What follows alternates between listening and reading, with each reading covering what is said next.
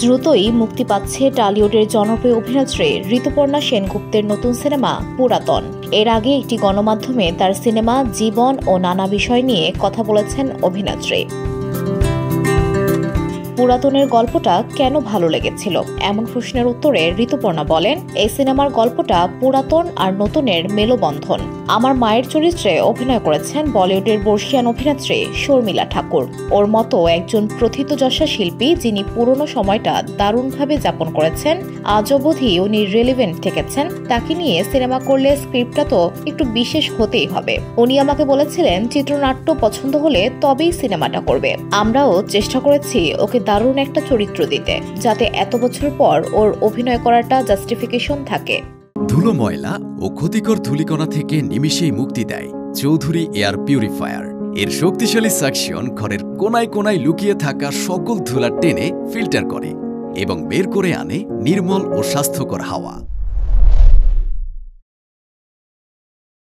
আমি পরিচালক সুমন ঘোষকে বলেছিলাম মা আর মেয়ের গল্প নিয়ে একটা ফিল্ম করতে চাই।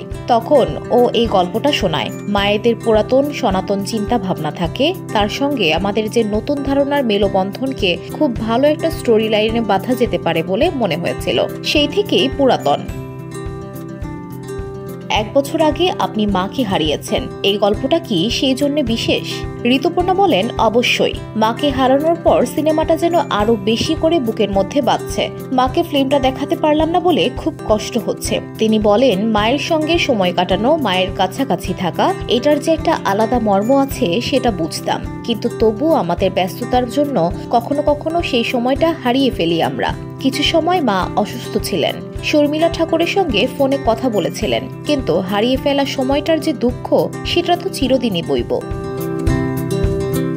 এই সিনেমার মধ্যেও মা মেয়ের অদ্ভুত কিছু মুহূর্ত আছে, সেই মুহূর্তগুলো এখন আরো বেশি মূর্ত হয়ে উঠেছে। এই ফিল্মটা দেখলে দর্শকরা ভালো লাগার রেশ বয়ে নিয়ে চলবেন বলেই আমার মনে হয়।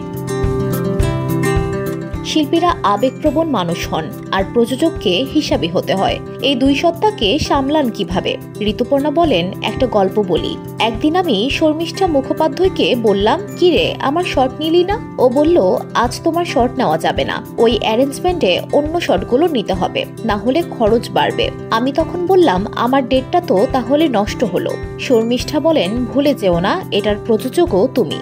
আমার অভিনেত্রী সত্তাটাই সবচেয়ে বেশি ডমিনেটিং।